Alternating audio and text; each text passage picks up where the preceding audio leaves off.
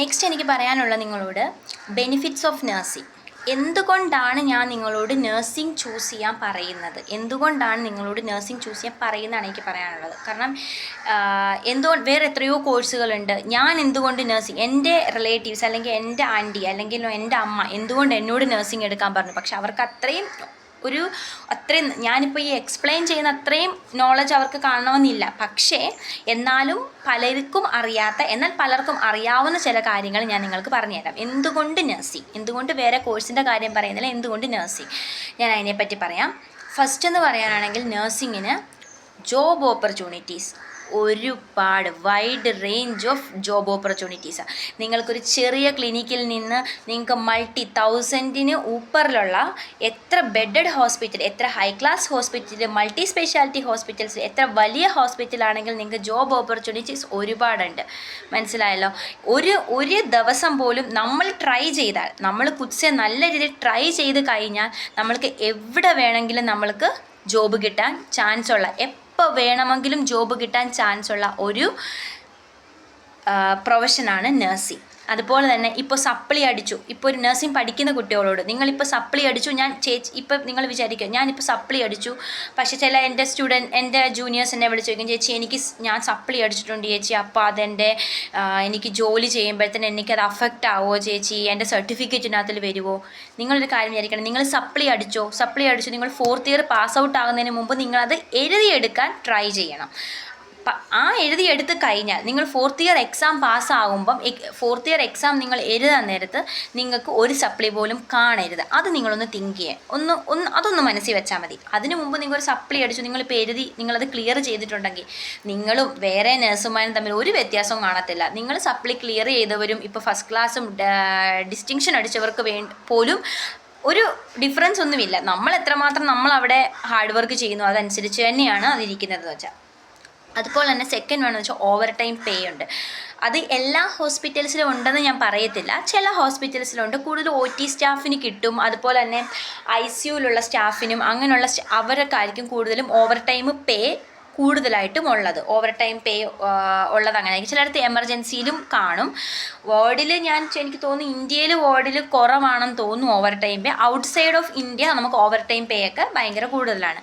അതുപോലെ travel possibilities എന്ന് പറഞ്ഞാൽ നിങ്ങൾക്കറിയാം, വേറെ പ്രൊഫഷൻ നമ്മൾ അക്കോർഡിംഗ് ടു വേറെ പ്രൊഫഷൻ വെച്ച് നോക്കുകയാണെങ്കിൽ നഴ്സിങ്ങിന് കാനഡയിൽ കുറച്ച് നമ്മളവിടെ ചെന്ന് കഴിഞ്ഞ് നമുക്ക് ജസ്റ്റ് പ്രോഗ്രാംസ് ഒക്കെ 2 ഇയർ ഒരു പ്രോഗ്രാം ചെയ്യാനുണ്ട്, പിന്നെയും കുറച്ച് എൻക്ലെക്സ് അങ്ങനെ കുറച്ച് പരിപാടീസ് ഉണ്ട് പക്ഷെ അത് എഴുതിയെടുക്കാമെന്നുണ്ടെങ്കിൽ നമുക്ക് കാനഡയിലും നല്ല രീതിയിൽ ഈസിലി അക്കോർഡിംഗ് ടു വേറെ പ്രൊഫഷൻ നമുക്ക് ഈസിലി ജോബ് കിട്ടാം, കാനഡയിലും ജോബ് കിട്ടാവുന്നുള്ളതേ ഉള്ളൂ.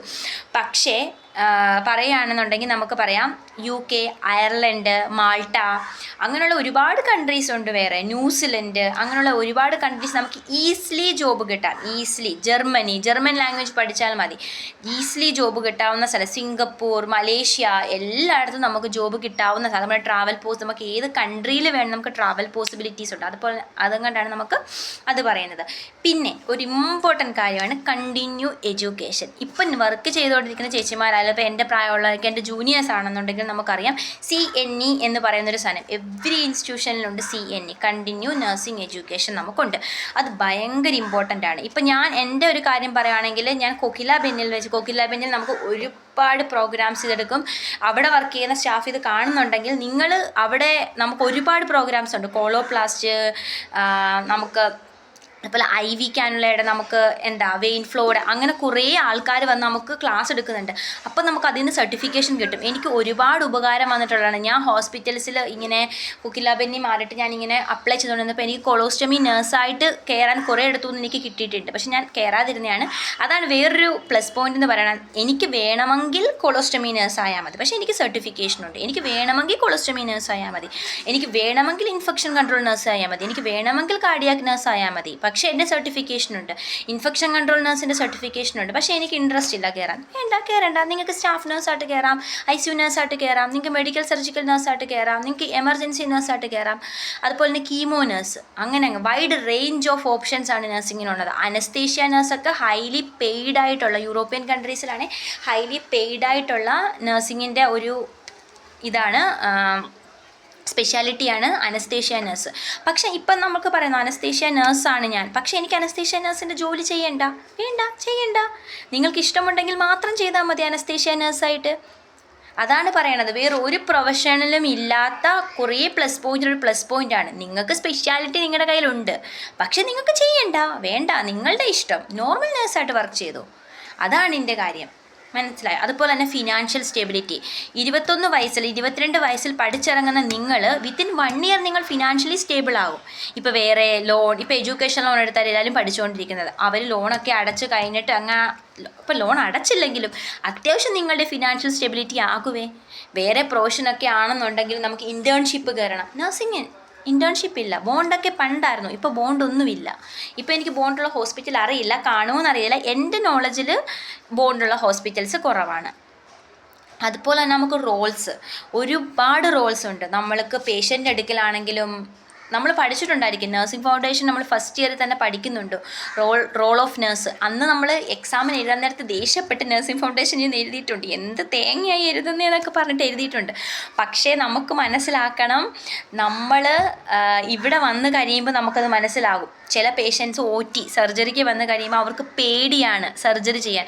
ഡോക്ടർ എത്ര എക്സ്പ്ലെയിൻ ചെയ്തിട്ട് പോയാലും അവർക്ക് ചില പേടി വരും. അപ്പം നമ്മുടെ മൈൻഡിൽ ഒരു കൗൺസിലറായിട്ട് തന്നെ നമ്മൾ ആക്ട് ചെയ്യുന്നൊരു മൊമെൻ്റ് ഉണ്ട്.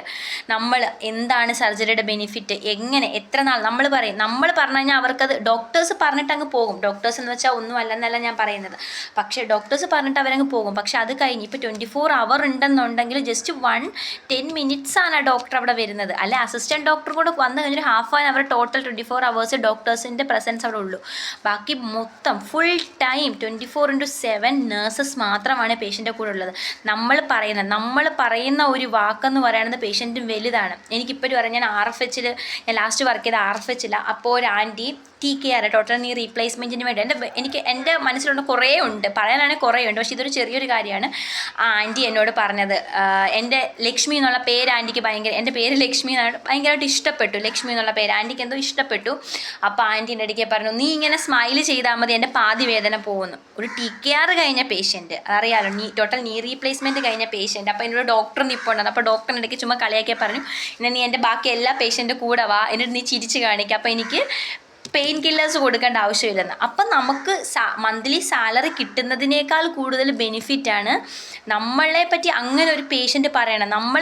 നമ്മളുടെ സ്മൈല് കാരണം അല്ലെങ്കിൽ നമ്മളുടെ ബിഹേവിയർ കാരണം പേഷ്യൻറ്റിന് അങ്ങനെ സംഭവിക്കുന്നു. അവർക്ക് അത് ചിലപ്പോൾ പേഷ്യൻ്റ് ഇതിന് വേണ്ടി ഇപ്പോൾ അവർക്ക് പെയിൻ ഫുള്ളായിട്ട് കുറയണമെന്നില്ല. പക്ഷെ നമ്മൾ അവരുടെ അടുക്കൽ ചെന്ന് സ്മൈൽ ചെയ്യുന്നുണ്ട്. നമ്മുടെ ഉള്ളിൽ ഒരുപാട് സങ്കടങ്ങൾ കാണും, എന്നാലും നമ്മൾ അവരുടെ അടുക്കൽ ചെന്ന് സ്മൈൽ ചെയ്യില്ലേ, ആ സമയത്ത് ആ പേഷ്യൻ്റ് ഉണ്ടാകുന്നൊരു പോസിറ്റിവിറ്റി എന്ന് പറയണല്ലോ, ഒരിക്കലും നമുക്കത് പറഞ്ഞാൽ മനസ്സിലാവത്തില്ല. ആസ് എ പേഷ്യൻ്റ് നമ്മളോട് കിടക്കുമ്പോൾ മാത്രമേ നമുക്കത് മനസ്സിലാവത്തുള്ളൂ. ഞാൻ എപ്പോഴും പറയും, എൻ്റെ മനസ്സിൽ എപ്പോഴും നേഴ്സ് എന്ന് പറഞ്ഞാൽ ലിവിങ് ഏഞ്ചൽസ് ആണ്. ശരിക്കും ലിവിങ് ഏഞ്ചൽസ് ആണ്. കാരണം നമ്മളുടെ പ്രസൻസ്, നമ്മൾ കൊടുക്കുന്നൊരു പോസിറ്റിവിറ്റി, നമ്മൾ കൊടുക്കുന്ന കൗൺസിലിംഗ്, നമ്മൾ കൊടുക്കുന്ന കെയർ, അത് പേഷ്യൻസിനെ ഒരുപാട് പേഷ്യൻറ്റിൻ്റെ ഹെൽത്തിനെ അഫക്റ്റ് ചെയ്യും. ഇപ്പം നമ്മൾ ബാഡായിട്ട് ബിഹേവ് ചെയ്യുന്ന നേഴ്സസും ഉണ്ട്. ഞാൻ ഒത്തിരി പേരൊന്നും കണ്ടിട്ടില്ല, പക്ഷെ കുറച്ച് ആൾക്കാരെ ഞാനും കണ്ടിട്ടുണ്ട്. ബാഡായിട്ട് ബിഹേവ് ചെയ്യുന്ന നേഴ്സസിനെ ഞാനും കുറച്ച് കണ്ടിട്ടുണ്ട്. പക്ഷെ ഞാൻ ഒരിക്കലും അവരോട് പറയാൻ പോകത്തില്ല നിങ്ങൾ ബാഡായിട്ടാണ് ബിഹേവ് ചെയ്യുന്നത്. അപ്പോൾ അവരെന്ത് വിചാരിക്കും, അവൾ എന്നെ വലിയ പഠിപ്പിക്കാൻ വന്നു എന്ന മൈൻഡ് അവരെടുക്കത്തുള്ളൂ. എന്തിനാണ് നമ്മൾ വെറുതെ പറഞ്ഞാൽ. ചിലപ്പോഴൊക്കെ ഞാൻ ചിലരോട് പറഞ്ഞു കൊടുത്തിട്ടുണ്ട്, കുറച്ചൊക്കെ നമ്മൾ കാം ആൻഡ് ക്വയറ്റായിട്ട് ഗുഡ് ലിസണർ. അതാണ് നഴ്സിങ്ങിൻ്റെ ഏറ്റവും ബെനിഫിറ്റ്, ഏറ്റവും പോസിറ്റീവായിട്ടൊരു കാര്യം എന്ന് പറയുന്നത്, ഗുഡ് ലിസണർ. നമ്മളെ കേൾക്കാൻ ഒരാളുള്ളതാണ് നമുക്കത് നഴ്സിങ്ങിനാണെങ്കിലും നോർമൽ ലൈഫിലാണെങ്കിൽ നമ്മളുടെ സങ്കടങ്ങൾ കേൾക്കാൻ ഒരാളുള്ളത് നമുക്ക് ഏറ്റവും നല്ല ബെനിഫിറ്റ് ആയിട്ടുള്ള കാര്യമാണ്. ആ പേഷ്യൻ്റ് പറഞ്ഞ കാര്യം തന്നെ ആയിരിക്കും പിന്നെയും പറയണത്. പക്ഷെ നമ്മൾ പിന്നെയും അത് കേട്ടോണ്ടിരിക്കുമ്പം അവർ തന്നെ വിചാരിക്കും, കണ്ടോ എന്നെ കേൾക്കാൻ ഒരാളുണ്ട്. അപ്പോൾ അവരുടെ മൈൻഡ് സെറ്റ് ആവുക. നിങ്ങൾക്ക് മനസ്സിലാവും, പെയിൻ തെറാപ്പിയിൽ മ്യൂസിക് തെറാപ്പി, അതുപോലെ തന്നെ ഓൾട്രേഷൻ തെറാപ്പിയൊക്കെ നമുക്ക് വരുന്ന ഒരു പോസ്റ്റ് ഓപ്പറേറ്റീവ് പേഷ്യൻറ്റ് വരുമ്പോൾ നമ്മൾ ഓൾട്രേഷൻ തെറാപ്പി ചെയ്താൽ മതി. കുറേ പേരെ കളിയാക്കും, നീ കുറേ നേരം എന്തിനാ പേഷ്യൻസ് ആയിട്ട് പോയിരിക്കണേ എന്നൊക്കെ പറഞ്ഞിട്ട്. നമ്മൾ സംസാരിക്കുന്ന ഓരോ കാര്യങ്ങളും അത് പേഷ്യൻ്റെ മൈൻഡിനെ ഒരുപാട് അഫക്റ്റ് ചെയ്യുന്നുണ്ട്. അതുപോലെ തന്നെ പേഷ്യൻ്റെ ഹെൽത്തിനെ അത് ഇമ്പ്രൂവ് ചെയ്യുന്നുണ്ട്, ഹീലാക്കുന്നുണ്ട്. മനസ്സിലായോ? പേഷ്യൻ്റ് സ്മൈല് ചെയ്യുമ്പോഴത്തേനും അവർക്ക് ഡോപ്പാമിൻ, അറിയാലോ, സ്മൈലിംഗ് ഹോർമോൺ, ഹാപ്പി ഹോർമോണാണ് നമ്മുടെ ഡോപ്പമീനൊക്കെ സെക്രീറ്റ് ചെയ്ത് കഴിയുമ്പോഴത്തേന് അതൊക്കെ നമ്മുടെ ഹീലിംഗ് പ്രോസസ്സ് നമ്മുടെ ബോഡീനെയൊക്കെ ഒരുപാട് അഫക്റ്റ് ചെയ്യുന്ന ഒരു കാര്യമാണ് നമുക്കതെന്ന് പറയണത്. ഞാൻ നിങ്ങളോട് ഇപ്പം ഞാൻ ഇത്രയും മാത്രമേ പറയുന്നുള്ളൂ. ആരൊക്കെ നേഴ്സാകാൻ തിങ്ക് ചെയ്യുന്നുണ്ടോ, നിങ്ങൾക്ക് ഫിനാൻഷ്യൽ വൈസ് ആണെങ്കിലും നിങ്ങളുടെ മെൻ്റൽ വൈസ് ആണെങ്കിലും നിങ്ങൾക്ക് സർവീസ് ചെയ്യാൻ ഇഷ്ടമുള്ളവരാണെങ്കിലും നിങ്ങൾക്ക് കൺഫേം ആയിട്ട് നഴ്സിംഗ് ചൂസ് ചെയ്യാം. ഡൗട്ട് അടിച്ചിരിക്കുന്നവരോട് ഞാൻ പറയുന്നു, ഒരു ഡൗട്ടും വേണ്ട, നിങ്ങൾക്ക് കൺഫേം ആയിട്ട് നിങ്ങൾക്ക് നഴ്സിംഗ് പ്രൊഫഷൻ നിങ്ങൾക്ക് ചൂസ് ചെയ്യാവുന്നതാണ്. അതുപോലെ തന്നെ ഇപ്പം നേഴ്സായിട്ട് വർക്ക് ചെയ്യുന്നവരോട് പറയണോ, നിങ്ങൾ നന്നായിട്ട് ഹാർഡ് വർക്ക് ചെയ്യൂ, നിങ്ങൾക്കുള്ള അതിനുള്ള ബെനിഫിറ്റ് എന്തായാലും ഉണ്ടായിരിക്കും. അത് ഇൻക്രിമെൻറ്റിൻ്റെ കാര്യത്തിലാണെങ്കിലും പ്രൊമോഷൻ്റെ കാര്യത്തിലാണെങ്കിലും എന്ത് കാര്യത്തിലാണെന്നുണ്ടെങ്കിൽ അതുപോലെ തന്നെ കരിയർ ഡെവലപ്പ് ചെയ്തുകൊണ്ടേ ഇരിക്കുക. ഞാൻ പറഞ്ഞില്ലേ, സ്പെഷ്യാലിറ്റീസ് നിങ്ങൾ എടുക്കുക. അത് അനസ്തേഷ്യ നഴ്സ്, അങ്ങനെയുള്ള കുറേ നഴ്സിംഗ് സ്പെഷ്യാലിറ്റീസ് ഉണ്ട്. Chemo nurse, dialysis nurse, critical care nurse, അങ്ങനെയുള്ള കുറേ ഉണ്ട്. ICUലൊക്കെ വർക്ക് ചെയ്യുന്നവരില്ലേ, അങ്ങനെയൊക്കെയുണ്ട്. നിങ്ങൾ അതിലും നിങ്ങൾ നോക്കുക. അതുപോലെ തന്നെ കൊളോസ്റ്റമി നഴ്സ്, ടാറ്റ ഹോസ്പിറ്റൽ അങ്ങനെയുള്ളിടത്തൊക്കെ കുറേ പ്രോഗ്രാംസ് വരും. അതൊക്കെ നിങ്ങൾ അറ്റൻഡ് ചെയ്യുക. അതൊക്കെ അറ്റൻഡ് ചെയ്തിട്ട് നിങ്ങൾക്ക് കുറേ സ്പെഷ്യാലിറ്റീസ് നിങ്ങൾ എടുക്കുക. ഈ കാക്ക നന്നായിട്ട് കരയുന്നുണ്ട്, ഒരുപാട് ഡിസ്റ്റർബ് ചെയ്യുന്നുണ്ട്, നിങ്ങൾക്ക് സൗണ്ട് ഡിസ്റ്റർബ് ആവുന്നുണ്ടെന്ന് തോന്നുന്നുണ്ട്. ഞാൻ വിൻഡോ ഓപ്പൺ ചെയ്തിട്ടേക്ക്, അതുകൊണ്ട് ഇത്രയും സൗണ്ട് കാക്കയുടെ വരുന്നത് ഭയങ്കരമായിട്ടും. അപ്പോൾ എനിക്ക് ഇത്രയും മാത്രമേ പറയാനുള്ളൂ. നിങ്ങൾ കൺഫേം ആയിട്ട് നിങ്ങൾ നഴ്സിംഗ് ചൂസ് ചെയ്യുക. ഞാൻ ഹാപ്പിയാണ് എൻ്റെ പ്രൊഫഷനിൽ. ഹാപ്പി എന്നല്ല, ഞാൻ പ്രൗഡാണ്. ഞാൻ എല്ലാവരുടെയും മുമ്പിൽ എപ്പോഴും പ്രൗഡായിട്ട് തന്നെ പറയുന്നുണ്ട്, I am proud to be ഞാനൊരു നേഴ്സാണെന്ന്. I am proud to be a nurse. ഹോസ്പിറ്റലിൽ വർക്ക് ചെയ്യാൻ നേരത്ത് ശരിക്കും നേഴ്സ് സിസ്റ്ററിന്, ആക്ച്വലി എനിക്ക് മാഡം എന്ന് വിളിക്കുന്നത് വലിയതായിട്ട് ഇഷ്ടമില്ല. സിസ്റ്റർ എന്ന് ചിലർ നമ്മളെ വിളിക്കും അങ്ങനെ കേട്ടോ, മാഡം മാം എന്നൊക്കെ. അപ്പം എനിക്ക് പറയാൻ പറ്റണേ അവരോട് ഞാൻ പറയും, ജസ്റ്റ് എന്നെ സിസ്റ്റർ എന്ന് വിളിച്ചാൽ മതി. എനിക്ക് സിസ്റ്റർ, നമ്മളെ അച്ഛനും അമ്മയും ചേട്ടനും ചേച്ചി, നമ്മളെക്കാളും പ്രായം ചെന്ന നല്ലതായിട്ട് ജെറിയാട്രിക് ആയിട്ടുള്ളവർ മുതൽ കുട്ടികൾ വരെ നമ്മളെ സിസ്റ്റർ എന്ന് വിളിക്കുന്നതെന്ന് ആലോചിച്ച് നോക്കി. അങ്ങനെ ഒരു പ്രൊഫഷൻ എന്ന് പറഞ്ഞാൽ സിസ്റ്റർ ബ്രദർ എന്ന് വിളിക്കുന്ന ഒരേ ഒരു പ്രൊഫഷൻ നമുക്ക് നഴ്സിംഗ് മാത്രമേ ഉള്ളൂ അല്ലേ?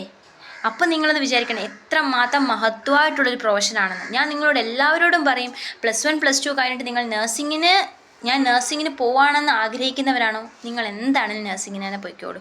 ഫിനാൻഷ്യലായിട്ടാണെങ്കിലും കരിയർ ബേസ് ആണെങ്കിലും മൈൻഡ് സ്റ്റെബിലിറ്റിക്കാണെന്നുണ്ടെങ്കിലും നിങ്ങൾക്ക് ഏറ്റവും നല്ലതാണ്. അതുപോലെ തന്നെ നിങ്ങൾ ചൂസ് ചെയ്യുന്ന ഹോസ്പിറ്റൽ പോലിരിക്കും.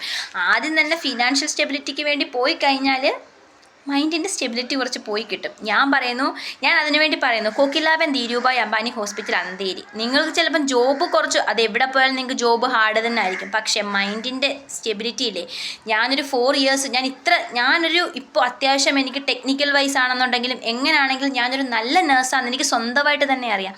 ആ ഒരു നേഴ്സ് എന്നെ നല്ലൊരു നേഴ്സാക്കിയത് എൻ്റെ കോകിലാബെൻ ധീരുഭായ് അംബാനി ഹോസ്പിറ്റൽ തന്നെയാണ്. അവിടുത്തെ നഴ്സുമാരാണ്, ശാന്തമ്മ സിസ്റ്ററാണ്, സരിത ചേച്ചിയാണ്. ഞാൻ അങ്ങനെ തന്നെ പറയത്തുള്ളൂ. കാരണം ഒരുപാട് സപ്പോർട്ടീവാണ് അങ്ങനത്തെ നേഴ്സസിനെ, അങ്ങനത്തെ ഉള്ളൊരു ടീമിനെ ഞാൻ വേറൊരു ഹോസ്പിറ്റലും വർക്ക് ചെയ്തിട്ടുണ്ട്. പക്ഷേ അതുകൊണ്ട് ഞാൻ പറയുകയാണ്, അതുപോലൊരു നല്ല ഹോസ്പിറ്റൽ എനിക്കറിയാം വേറെ എവിടെ പോയാലും കിട്ടത്തില്ലെന്ന്. ഞാൻ പലരുടെ എക്സ്പീരിയൻസ് കേട്ടിട്ടുണ്ട്. നിങ്ങളിനി ജോബ്, അതായത് നിങ്ങൾക്ക് വരാൻ താല്പര്യമുണ്ട്, നിങ്ങൾക്ക് മുംബൈയിൽ വർക്ക് ചെയ്യാൻ താല്പര്യമുണ്ടെങ്കിൽ നിങ്ങൾക്ക് KDH യൂസ് ചെയ്യാവുന്നതാണ്. ആദ്യമൊക്കെ ഞാൻ പറയാം, ആസ് എ ഫ്രഷർ നിങ്ങൾക്ക് നല്ല അത്യാവശ്യം കുറച്ച് പ്രോബ്ലംസൊക്കെ കാണും. എല്ലാ ഹോസ്പിറ്റൽസിലും കാണുന്ന പ്രോബ്ലംസൊക്കെ കാണും, അത് തന്നെ KDHലും കാണും. പക്ഷെ അത് കഴിഞ്ഞ് നിങ്ങൾക്ക് ഹാപ്പി ആയിട്ടിരിക്കാം. അവിടുന്ന് പോയി കഴിയുമ്പോഴാണ് നമ്മൾ അവിടുത്തെ വാല്യൂ ശരിക്കും പറയണം. ഞാനിപ്പോൾ അറിയുന്നത് പോലെ ശരിക്കും താങ്ക് യു. ഇത്രയും നേരം വീഡിയോ കണ്ടവർക്ക് ഒരുപാട് താങ്ക്സ് ഉണ്ട്. ഞാൻ ഇനിയും വീഡിയോ ആയിട്ട് വരുന്നതാണ് നഴ്സിങ്ങിൻ്റെ ഗ്രൂമിങ്ങിനെ പറ്റി പറയാൻ. നിങ്ങൾക്ക് ഇഷ്ടമുണ്ടെങ്കിൽ, നിങ്ങൾക്ക് നഴ്സിങ്ങിനെ പറ്റി എന്താണ് നിങ്ങൾക്ക് അറിയേണ്ടതെന്നുള്ളത് നിങ്ങളിവിടെ കമൻറ്റ് ചെയ്താൽ, നിങ്ങൾക്ക് എന്താണ് നഴ്സിങ്ങിനെ പറ്റി അറിയേണ്ടതെന്നുള്ളത് നിങ്ങളിവിടെ കമൻറ്റ് ചെയ്താൽ മതി. അതിനെപ്പറ്റി ഞാൻ വീഡിയോ ചെയ്യുന്നതാണ്, നിങ്ങൾക്ക് ഇഷ്ടമുള്ള വീഡിയോ. താങ്ക് യു, നന്ദി.